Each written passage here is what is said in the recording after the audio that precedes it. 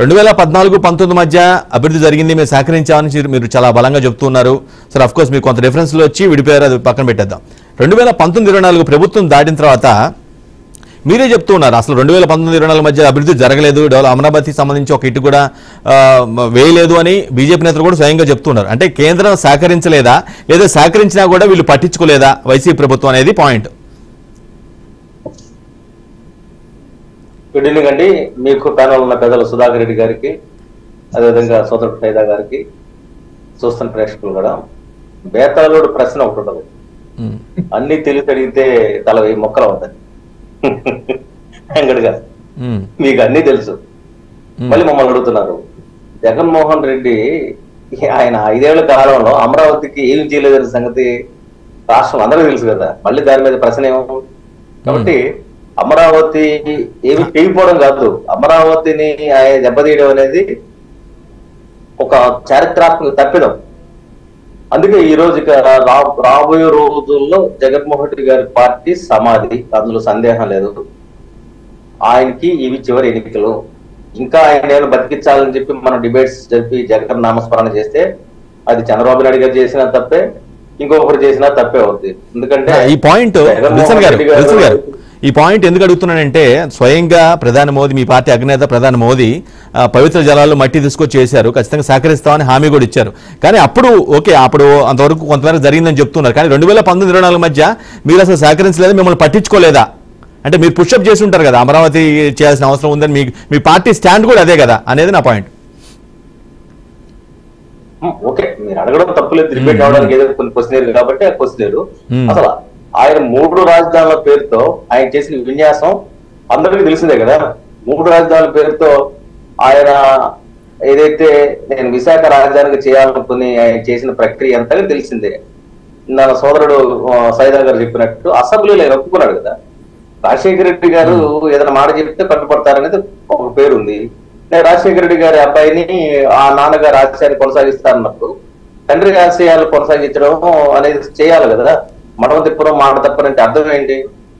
అమరావతిలో ఇల్లు కట్టుకున్నాను, అమరావతిలో ఉంటాను, అమరావతి ఖచ్చితంగా ముందుకెళ్తానని చెప్పిన జగన్మోహన్ రెడ్డి గారు పోనీ అమరావతి నాకు శాసన రాజధాని అన్నాడు. శాసన రాజధాని చెప్పిన అక్కడ బిల్డింగ్స్ కట్టాడా? ఈ రోజు మనం ఏదైతే తాజ్మహల్ రాజమహల్ చూసాం కదా, ఆ రాజమహల్ ని అద్భుతంగా తీర్చిదిద్దాడు కదా రహస్యంగా. ఎక్కడైనా సరే ప్రభుత్వ డబ్బుతో ఖర్చు పెట్టేదాన్ని రహస్యం కట్టిన చరిత్ర భూగోళాలు ఎక్కడ ఉందా?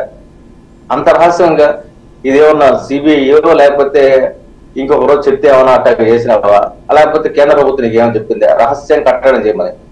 కాబట్టి ఆయన చేసిన ప్రక్రియ చూసుకున్నప్పుడు ఆయన ఉండే వ్యక్తిత్వాన్ని మనకు అది ప్రతిఫలిస్తుంది. ఎందుకంటే ఈ సొంత డబ్బులతో బెంగళూరులో, యెహలంక, రకరకాల ప్లేసుల్లో ప్యాలెస్ నిర్మాణం చేసుకున్నాం, తప్పు లేదు, చేసుకోవచ్చు. మీరు సంపాదించిన కష్టం చేసి మరి ఆయన స్వేదం చేదిచ్చి ఆయన ఆ స్వేదంతో బిల్డింగ్స్ కట్టుకుంటే తప్పులేదు. కానీ ఇక్కడ ఒక మేజర్ ఇష్యూ ఏంటంటే అమరావతి అనేది త్యాగాల పునాది మీద కొద్దిమంది ఇచ్చారు. ఇస్తే ఏం చేశాడు ఆయన? అమరావతి అనేది రియల్ ఎస్టేట్ భూములు అన్నాడు. రియల్ ఎస్టేట్ వ్యాపారం కోసమే అక్కడ రైతులు ఇచ్చారన్నారు. రియల్ ఎస్టేట్ ఏదైనా డెవలప్మెంట్కి ఇచ్చేప్పుడు ఏం చేస్తారు? వాళ్ళు 3-4 ఫ్లాట్స్ తీసుకుంటారు. ఇక్కడ వాళ్ళు ₹1 డబ్బులు తీసుకోకుండా ల్యాండ్ మొత్తం పూల్ చేశారు, ఇచ్చారు. ఇచ్చింది ఎందుకు ఇస్తారు? ఒత్తుపడానికి ఇస్తారు. ఎవరన్నా కానీ కామన్ సెన్స్ గా ఉండొద్దా? వాళ్ళు 75 సెంట్లు ప్రభుత్వానికి ఇచ్చి 25 సెంట్లు వాళ్ళు ఉంచుకున్నారంటే అర్థం ఏంటి? దాన్ని డెవలప్ చేస్తేనే కదా ఉపయోగం. అలా కాకుండా వాళ్ళకి నేను ఇచ్చేసాను, కౌలు డబ్బులు ఇచ్చేసాను, 15 ఏళ్ళు అంటే అర్థం ఏంటి? అసలు ఏం మాట్లాడుతున్నాడు ఆయన? ఒక ముఖ్యమంత్రి గారు అలా మాట్లాడచ్చా? ఇప్పుడు కౌలు కోసం, కౌలు డబ్బుల కోసం వాళ్ళు భూములు ఇచ్చారా? దేనికి ఇచ్చారు? ఇది ప్రజలకు అర్థమవుతుంది కదా. ఈ రోజులో కేంద్ర ప్రభుత్వం అమరావతిని డెవలప్ చేయాలనే కదా 45 విద్యా సంస్థలు ఇచ్చింది. ఈ 45 విద్యా సంస్థలు డెవలప్ చేస్తే ఈ రోజు ఈ 45 విద్యా సంస్థల ద్వారా కొన్ని లక్షల మందికి ఉద్యోగాలు వచ్చింటాయి. ఈ కేంద్రం ఇచ్చిన 45 సంస్థలు ఎందుకు చేయలేదు జగన్మోహన్ రెడ్డి గారు? అంటే ఏంటి ఆయన ఎవరి మీద కోపం, ఎవరి పగ? చంద్రబాబు నాయుడు గారి మీద కోపం ఉంటే దాన్ని తీర్చుకోవడానికి 100 మార్గాలు ఉంటాయి, తీర్చుకోవడం మాకు అభ్యంతరం లేదు. కానీ ఇక్కడ ప్రజలకు సంబంధించిన ప్రజాపరిధి దెబ్బతింటుంది కదా. ఎంతో మంది ఈరోజు హైదరాబాద్కో లేకపోతే చెన్నైకో బెంగళూరుకు పోయి ఉద్యోగాలు చేసే దురవస్థ ఎందుకు వచ్చింది? విడిపోయిన రాష్ట్రాన్ని మనం ప్రపంచ స్థాయి క్యాపిటల్ గా మార్చుకోవాలని నిర్ణయించుకొని ఒక రాజధాని పెట్టుకుని అంత పగ ఏంటి? విశాఖ డెవలప్ చేద్దరు ఎవరు చెప్పారు? డెవలప్ చేయండి, విశాఖలో డబ్బులు సంపాదించండి. ఈ రోజు ఆయన ఏ అసెంబ్లీ తీర్మానంతో ఈ బిల్డింగ్లు కట్టాడు, ఏ క్యాబినెట్ తీర్మానంతో ఈ బిల్డింగ్లు కట్టాడు, ఏమన్నా ఇన్ఫర్మేషన్ యాక్ట్ ని బట్టి ఏమన్నా క్లారిటీ ఉందా? నువ్వు అసలు కట్టడాలు కట్టేటప్పుడు ఈ ట్రాన్స్పోర్ట్ ఎలా వస్తుంది, ఇది అసలు ఎక్కడైనా సరే దీనికి సంబంధించి ఎంత పరదా వేసుకున్నారంటే అర్థం ఉంటది. కానీ ఆ పరదా అనేది దేనికి, అసలు ఏమి చేస్తున్నారో తెలియకుండా, బాహ్య ప్రపంచం తెలియకుండా చేయడం కోసం పరదేశారా? పైగా కంటెంప్ట్ ఆఫ్ ది కోర్టు కదా, మీరు విశాఖ పోవడానికి లేదు అన్న తర్వాత మళ్ళీ ఎందుకు కట్టారు బిల్డింగ్ అంటే కోర్టు నిర్ణయాన్ని ఆయన ధిక్కారం చేసినట్టు కదా. కోర్టు చెప్పిన తర్వాత కట్టుకో, అది 5 ఏళ్ళ 10 ఏళ్ళ 15 ఏళ్ళ. ఈలో బిల్డింగ్ ఎందుకు కట్టావు? 500 కోట్లు ఈ రోజు మాలా మాదిగా రెల్లి అదేవిధంగా బీసీలకు సంబంధించిన కార్పొరేషన్ మొత్తం మూసేసి ఈ 500 కోట్లు పెడితే ఎస్సీ కార్పొరేషన్ ఒక 100 కోట్లు, బీసీ కార్పొరేషన్ 200 కోట్లు, లేకపోతే ఎస్టీ కార్పొరేషన్ 100 కోట్లు, ఈ విధంగా ఇస్తే కనీసం కొద్ది మందికి ఆటోలో, టెంట్ హౌస్ లో, కార్లో ఏదో ఒక రోజు ఉపాధి వచ్చేది కదా. 500 కోట్లు ఎవరు తిన్నట్టు? ఏం ఉపయోగం? ఎవరికి లైవ్లీహుడ్ ఇచ్చావు?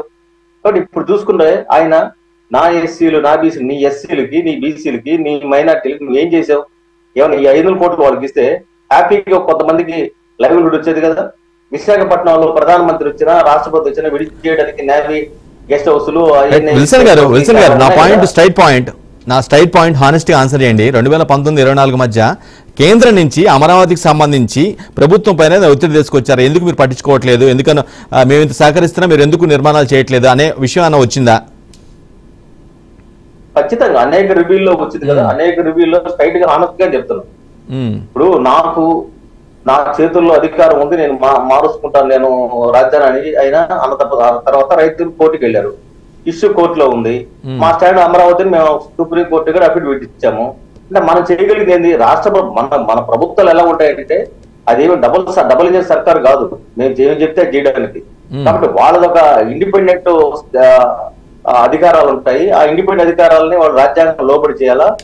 రాజధాని ఎక్కడనేది రాజధాని ఏ ప్రభుత్వం వస్తే ఆ ప్రభుత్వం రాజధాని పెట్టుకోమని లేదు, అదేవిధంగా ఉన్న రాజధాని అడ్డగోలుగా తరలించమని లేదు. కాబట్టి ఇక్కడ చూసుకుంటే స్ట్రైట్ గా ఆన్సర్ చెప్పదలుచుకుంది ఏంటంటే జగన్మోహన్ రెడ్డి గారి వల్ల రాష్ట్రం దాదాపు ఒక 50 ఏళ్ళు వెనకపోయిన పరిస్థితి ఉంది. అమరావతిని రేపు డెవలప్ చేయాలన్నా అది సెల్ఫ్ సస్టైన్ ప్రాజెక్టు. ఎందుకంటే ఈరోజు 45 సంవత్సరాలు అక్కడ వస్తే దాదాపు 3 లక్షల కోట్ల ఖరీదు చేసే భూములు అవి. ఎవరన్నా సరే భూమి ఉంటేనే కదా ఏమన్నా నిర్మాణం చేసుకోగలరు. కాబట్టి ఆ నిర్మాణం చేసుకోవడానికి వాళ్ళు రైతులకు భూములు ఇచ్చారు. ఆ భూములు ఇచ్చిన దాన్ని మనం వాడుకోవాలి కదా, వాడుకుంటే ఉపయోగం. ఎవరన్నా మన భూమి ఎవరికైనా డెవలప్మెంట్ ఇస్తే ఆ డెవలప్మెంట్ బిల్డింగ్ కడితేనే కదా వాడికి ఉపయోగం. నేను మాత్రం భూమిని తీసుకుంటాను, నీకు అప్పుడప్పుడు కాస్త డబ్బులు ఇస్తానంటే ఎంత దరిద్రంగా ఉంటది. ఇది కూడా అంతే కదా. అది కూడా ఆ కౌలు డబ్బులు కూడా ఇవ్వని పరిస్థితి ఉంది. కాబట్టి ఈ విధంగా చూసుకుంటే ఇవ్వకపోగా నువ్వు అమరావతికి సంబంధించిన ఆ ప్రాంతానికి సంబంధించిన భూముల్ని నువ్వు ఆ ప్రాంతం వాళ్ళకి కాకుండా నువ్వు వేరే వాళ్ళని తీసుకొచ్చి ఇచ్చి అదొక చిచ్చు పెట్టాడు. 1, 2 కాదు.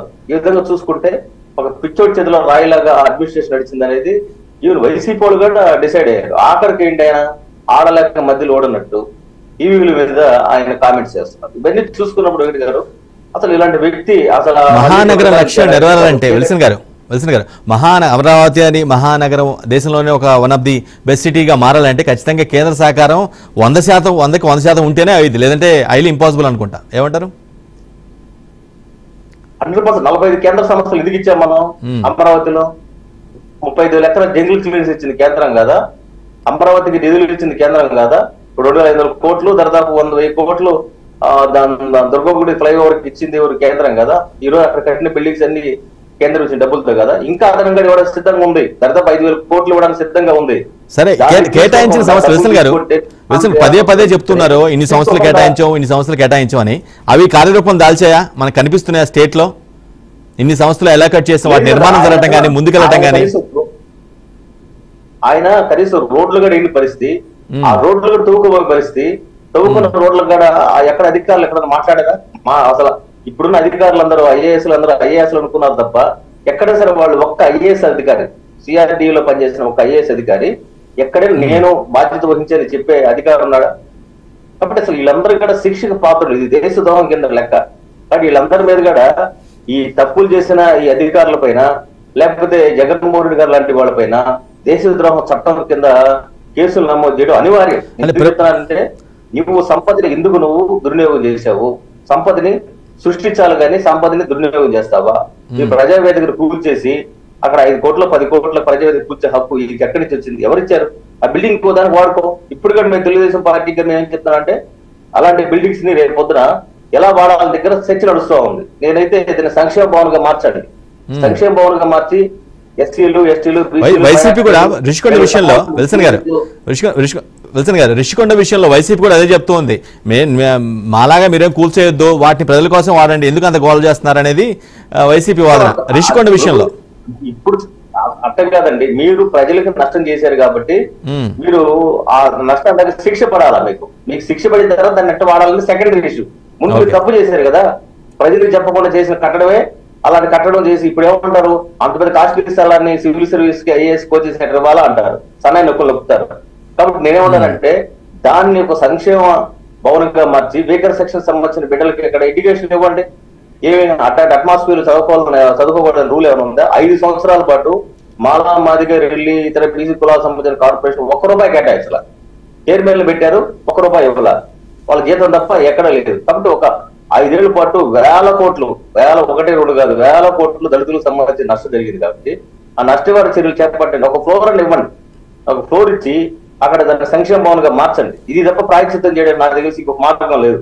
దాని ఎవరైనా వచ్చి టూరిజం వాళ్ళు వచ్చి అక్కడ ఏమి నివాసం ఉండలేరు, అది అంత కాస్ట్ వాళ్ళు పెట్టలేరు. ఒక్కొక్క ప్రాంతం బాతుడికి 50 లక్షలు, 30 లక్షలు, 20 లక్షలు. మరి ఆయన జగన్మోహన్ రెడ్డి గారి